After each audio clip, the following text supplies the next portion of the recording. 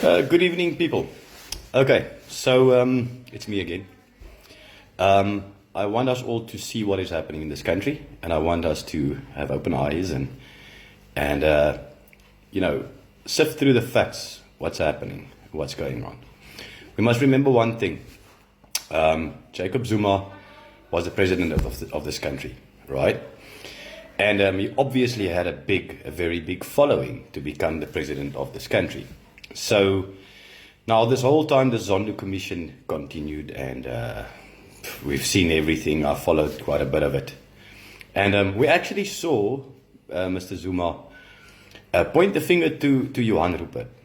He actually mentioned that, with the whole Pravin Gordhan saga and how the Ruperts threatened that met Fikile Mbalula on the Ruperts estate and send a message through Mbalula to Zuma about, to instate Pravin Gordhan, otherwise they will collapse the rand.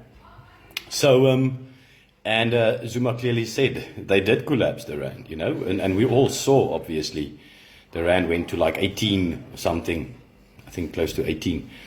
And so that rings true, actually. That rings true. I also know about that specific estate of Mr. Rupert and where they have their meetings with business people and influential people. Then there's also the fact of that Zuma was never found guilty.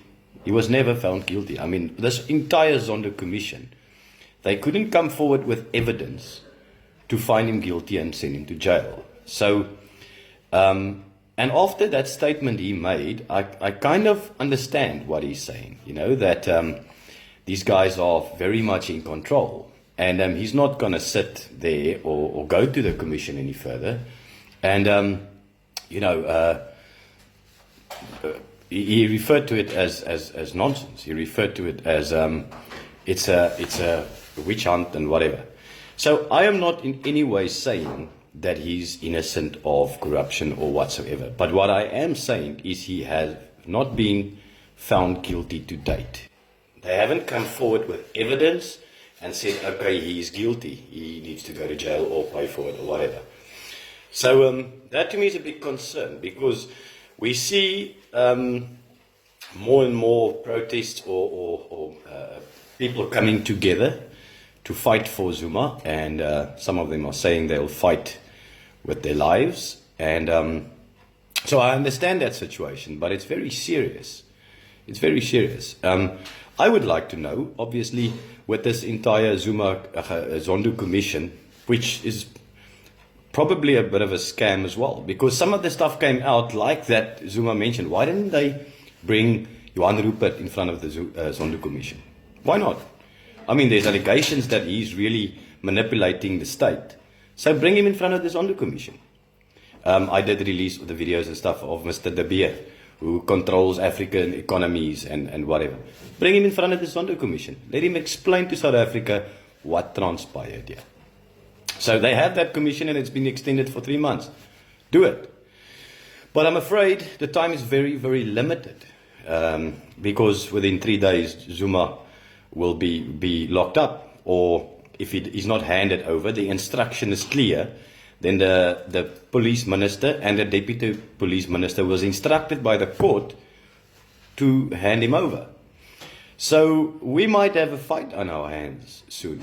We might see a fight, a conflict break out in South Africa soon.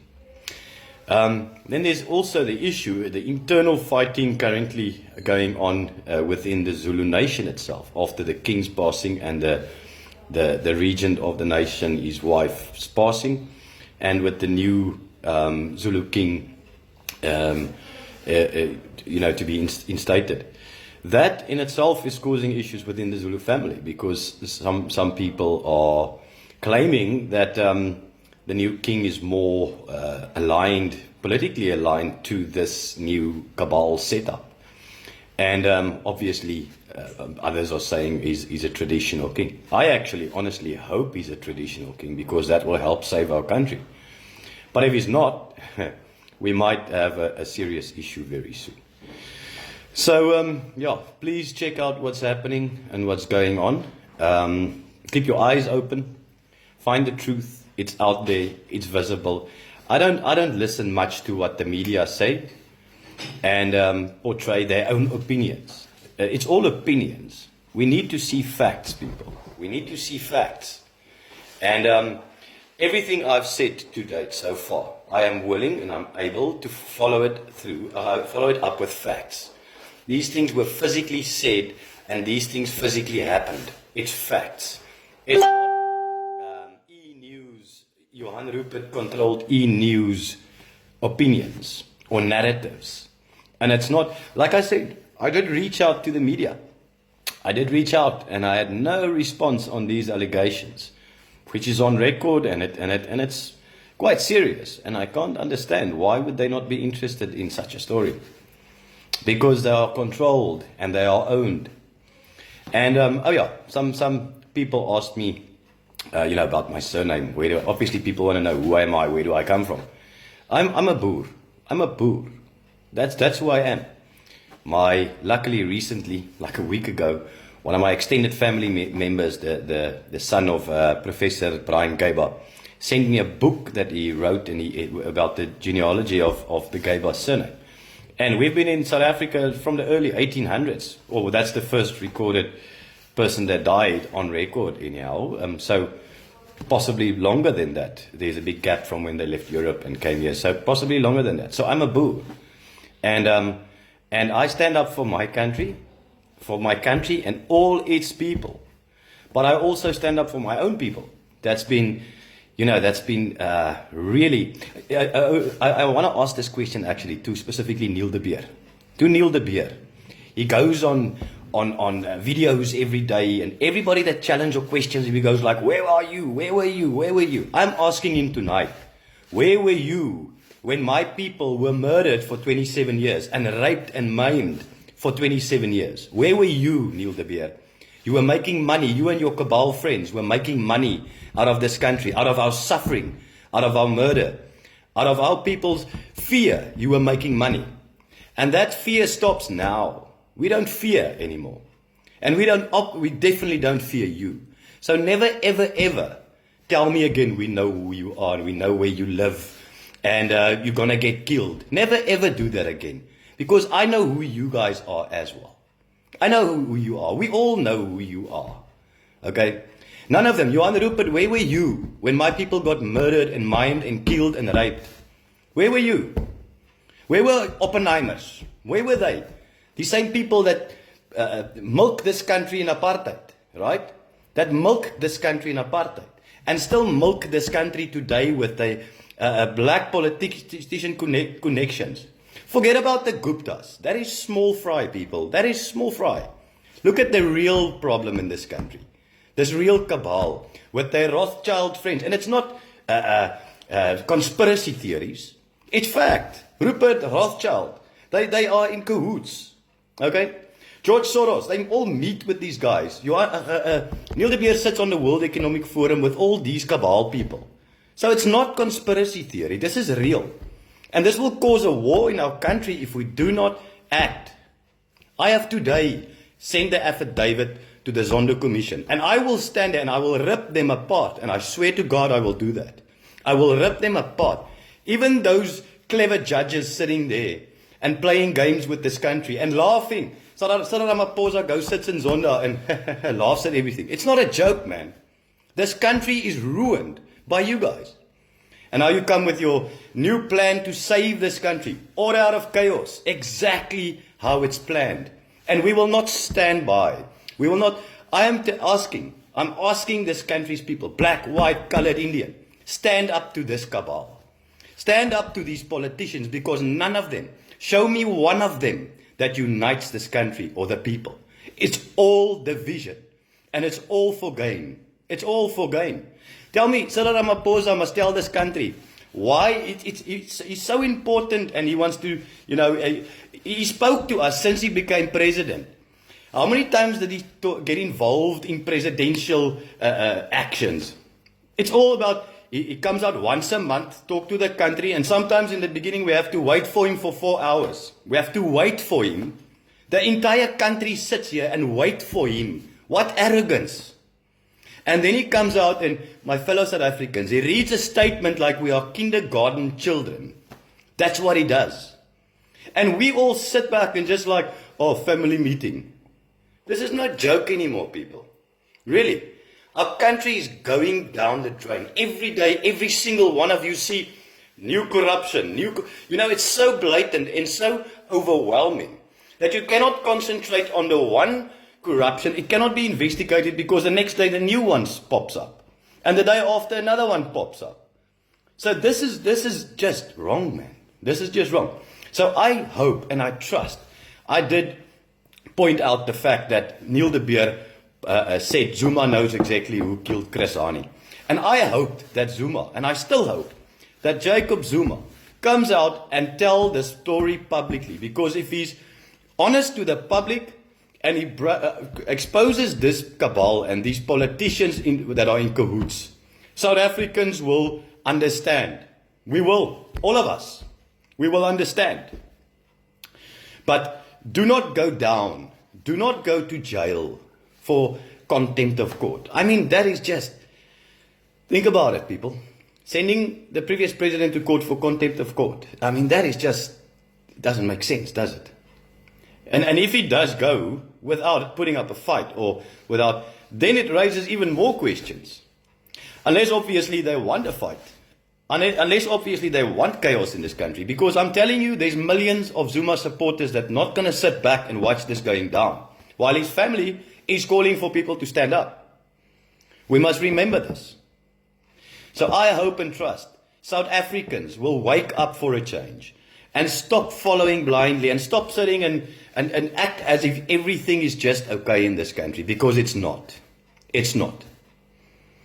And I'm not going to get involved in any of the other issues, the virus and the vaccines and these things, because I am not, if things that I don't have facts on, I will not get involved. Well, I do have one fact. I do have a fact that our constitution states that no person will be subject to medical or scientific trials or whatever. It states it clearly in our constitution. I actually read through our entire constitution. And it states it very clearly. So why did they put it in there in the first place? And now the question is, Ramaposa stands on that stage and he says, the vaccine is safe, and he deems it safe and he deems it efficient. Is he a medical expert or a scientist? And he relies on, give us a document. Everybody that gets a vaccine, I'm asking this, give them a document that is signed by a doctor or a medical expert that says this is 100% safe and effective. Let them sign it. Then I will say, everybody just get it. Just get it. But it's like all the laws, they're changing laws in this country during a pandemic because we're all focused in fear. We all focus on the pandemic and we all fear, right? So they're changing laws. They are implementing new policy all over the show. We're getting, Johan, like I said, this specific bit bugs me and I will not rest until it's answered. How did Johan Rupert come in 2 weeks in this pandemic in South Africa? Came on ET, the news that he controls, E-News Live, and he said, this is not a pause, this is a reset. What does he know? What is he? He's a businessman, or is he a globalist, cabalist?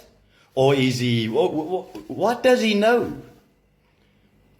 Did he sit with his chommies and decided this is not a pause and a reset? Or did he know, did he have specifics how long this virus was going to last? To say something, this is not a pause, this is a reset. I want to know.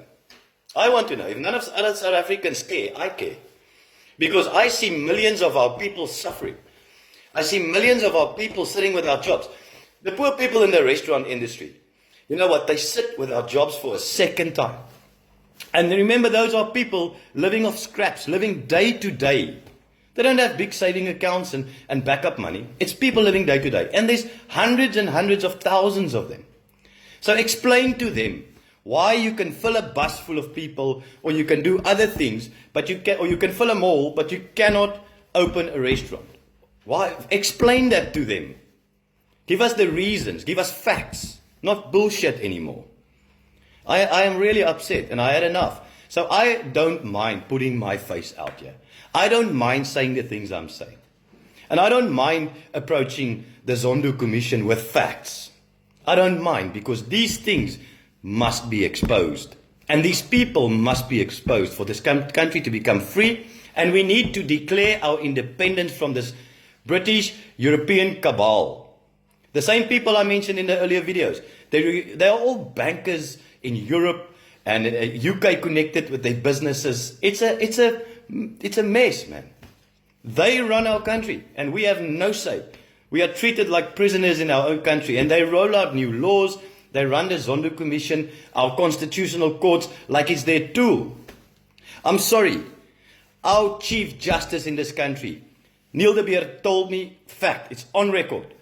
The Chief Justice met him. He said, I didn't want to meet him. He wanted to meet me. And then he agreed to work with me. And the next moment, the Chief Justice goes on long leave while we have this constitutional crisis in our country, people. He's the most senior person in that court. Now, he goes on long leave and he steps down in September. Does that make sense? Does that make sense? No, it doesn't. We must ask these questions. So that's why I referred the other night to Raymond Zondo as the Chief Justice, because we don't have a Chief Justice at the moment. He's already handed himself over to Neil de Beer, and he's already gone on long leave until he retires. Obviously, to keep him out of the firing line. This needs to end, people. I hope you all wake up. I actually spoke to this guy, 00 Days. He's got lots of followers on YouTube. I actually spoke to him today. And you know what? Listen to that guy's videos. He's got facts. He's got facts. He's actually very logical. And that's something that's missing in our country, is logic. I don't see it anymore. So people, sorry if I react strongly, but this is serious. I've got children. And all of you have got children. And we need to live in this country after this nonsense is over. After this pandemic is over. And I promise you, it'll be a very, very different country if we do not act now. We will not have a constitution left. The already constitution that they're planning to change, we will not have a constitution left. If bit by bit, every time we get a lockdown and they close the alcohol and they fear there's something new and something changed. CR17. Why is that not open to the public? Why is that a secret? Use the Freedom of Information Act and show us who owns our president. It's very simple. But why should it be a secret? We can't see how the billionaires and the Ruperts and the Oppenheimers and the Soroses got Ramaposa elected. Can't we see that? And why are other political parties and politicians covering for that as well? Why aren't they fighting to get that open? I told everyone, we do not have opposition parties in this country. We do not. I've taken on Johan Steenhuisen on his own Facebook. And I told him we do not have opposition parties in this country. And immediately afterwards, some person said, okay, everything you say here will be challenged with the law and be careful and whatever. Yes, and then I did. Then I took out news reports of them not challenging Jacob Zuma when he said publicly, he knows exactly who steals here and where they steal from. Public funds. So it's the people in government. Not a single politician challenged him. Julius Malema, Mr. Malema, clever one. He's going to disappear very soon. You're going to see he's just going to start fading away. Because he came out today and he said, okay, yeah, he agrees with the sentencing of Jacob Zuma and whatever. No? Remember that. He drank tea with him just the other day. Remember that.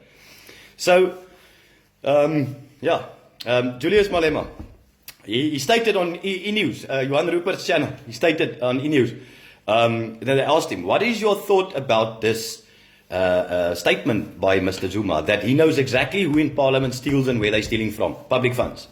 He said, no, don't talk to me, go talk to the police. He's got a constitutional obligation in this country. He's got every single one of them breached a constitutional obligation, which they swore in front of God and in front of this entire nation.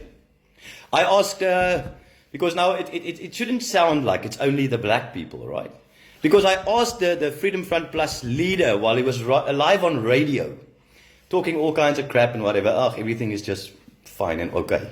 So I phoned in and I got through it. Luckily, I got through immediately. And I asked him, this is your chance. It was the end of 2017. Jacob Zuma just made himself complicit number one in this country by stating that. Take him to court. Do it now. And he said, no, we don't do things like that in Parliament. we prefer to sort these things out at the ballot box. So I ask him as well, what is your position here? What have you done for my people? What have you done for any people in South Africa? You guys sit in that parliament like, you're dead wood, man. You are all dead wood. You sit there and you do nothing for this country.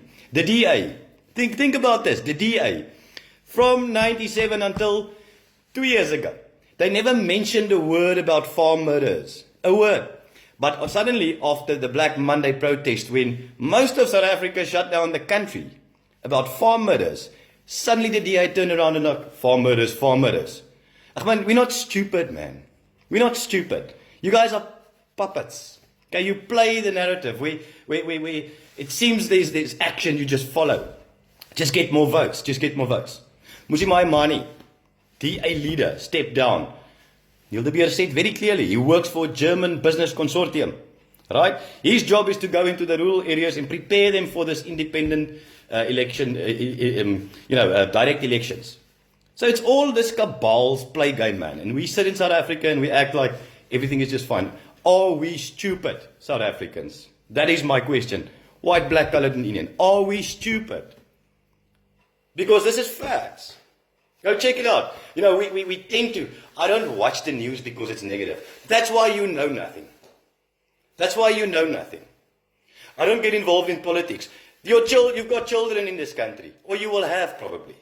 So you need to know what's going on. And you need to know if there's a future for them. But we got so used to Facebook and Netflix and all this funny lacquer stuff that we totally forget about our future.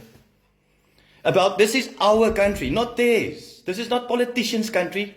We, the people, elect the politicians to serve us, to make sure we got water and food security, physical security, all these things that we do not get.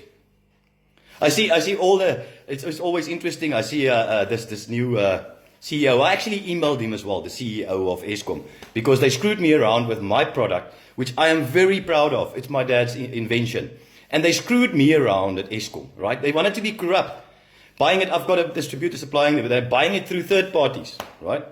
So I emailed them directly and said, either they do it correctly, or they stop. Then I don't want to continue, because I'm not going to get my name, my company name, and my father's patent dragged through the ground, okay? Because of their corruption, people. Because of their corruption. So now I see South Africans are like, oh, you're unrated. I worked my entire career on big industry, on mines and big industry. I'm telling you, if you want to save Eskom, you send the hawks in there. You send, oh yeah, shit, sorry, I mentioned the hawks. Do we even have investigation units in this country? Because South Africa, you must learn, you must listen. Trillions, not millions and billions, trillions of rands has been stolen in this country. Where's the investigations? Show me the investigations, hawks. No, because you serve the political cabal. You don't serve the country. You don't follow your mandate. Your constitutionally obligated mandate, hawks. No, you fight political witch hunts. That's what you do. You don't serve the people that elected the government of this country. So it's very easy. It's very simple, people. You transfer R1 billion to someone's account. There's an electronic trail. You cannot hide electronic money these days. So we're putting the hawks. We're putting a challenge out to the hawks. Who are you? Where are you? Do you even exist, or you are a political tool in this country? Everything that you've been fed, people, is bullshit. Sorry for my language, but that's what it is. We need to stand up. And we need to unite. And we need to save our country. And black people should stop hating white people. And white people should stop hating black people. And vice versa. Before these people took over our country. Way back. You know what? We had our wars and our issues in this country. But it was not continuous. It stopped. We fought. The Boers and the Zulus had one fight. One war. And to us, the Boer people, it was such a significant miracle that we promised 16 December every year we will honor that. We made a vow to God that we will honor that. So to us, we respected the Zulu nation because they was the most fierce and feared nation in Africa at the time. And so we respected the fact, although we won that. And afterwards, we didn't fight each other again. We drew the lines and that's it. We respected each other. But now it's this racism, this hatred boiling up and boiling over. I mean, this Julius Malema guy, where did he come from? He doesn't even know our history. He was born into this ANC, was obviously brought up because he speaks well. I always give him compliments, actually, because he's actually very sharp, and he's very sharp on his feet and with his reactions and responses. But where does he come from to create this racial hatred and tension? And to tell me, as a South African, he will take my property. No, my man, you got no right over my property. Nothing. Zero. Nobody gave you that right. No one. Nothing. Your few percent followers with the red, so they stand out, so we all fear them. That is total political playbook, people. Right? We all fear Julius Malema. Ah, come on, man. Come on. He's got a handful of supporters, and you know who his supporters is? The bad guys. I'm sorry, and I'm not saying all of them. First of all, I am not talking down on the supporters of the ANC, of the DA, of the EFF, because you guys are just deceived. You are just deceived. You follow blindly, and I'm sorry. What good can come out of a war in this country? Tell me what good can come out of it. Julius Malema, EFF. You prop them up with all this hatred and then what? Then what? Now we need to stop this, people. And we need to stop it soon, because we will have a war on our hands in this country soon, and I'm warning you. It's fact. Okay. I hope this sinks in, or some of it sinks in, and I hope people start thinking, please, and continue with what I'm saying. Start asking more questions. Okay, and if you know anything more than what I'm telling you, share it with the rest of the people. Okay, I thank you, and I hope you have a good evening. And I hope, by all means, I hope Mr. Zuma comes clean, so South Africans can start taking back our country, declaring our independence from this cabal. We've always been supplying the crown. We've always been supplying Europe. They milk our country so there's nothing left. And it's a joke, people. I mean, the media, which they own, brag about it every day, and we never see. And we always put our trust in the politicians. Now the DA is going to fight the ANC. Come on, show me where they ever fought them. Show me where the DA ever went to court, took a senior ANC politician to court, won the case, and the guy is arrested and went to jail. Never happened. Vice versa, all of them. Never happened. It's never going to happen if we keep those people in power. Because they don't care about you. They don't care about you, the future, your children. It's all about their pockets, people. It's all about their pockets. So, I can only hope and pray that we all start seeing this and stand together. And I say this today. I respect other people. I respect other cultures. I actually have more respect for culture, people that cling to their culture. I don't care if you're a Boer, if you're a Brit, if you're a Zulu, if you're a Xhosa, I actually respect you if you are proud to be a Zulu, because I am proud to be a white South African. I'm proud to be a Boer. I am. I'm proud to be a Boer, because I've got a history in this country that comes a long, long, long way. We fought the British. Think about this. The British came to our shores. The Boers fought the British. They came back with their evil plan, put our women and children in concentration camps, killed 30,000+ of them, right? Burned all the farms. But then remember, like I say, the Zulus also fought the British, because they were also fighting for the independence of this country. But then the British obviously took over. And they are still very much involved in this country's operation, day-by-day operation. They are. They're very much involved. They tell us what to do. I saw Ramaposa who stands there by the Queen. Hey, Queen, please, man. Where is this? And then they go on TV and then they go like colonialism and apartheid, and they blame all these things. But they run to the Queen, right? And we don't ask questions ever. Well, I thank you. I get a bit worked up about these things because we're really stupid, people. We're really stupid. And I hope we can find a neutral ground in this country as a South African. First of all, we call ourselves South Africans, and then we fight for our South Africa. Because then we can win. Then it's very easy. I thank you. I wish you a good evening.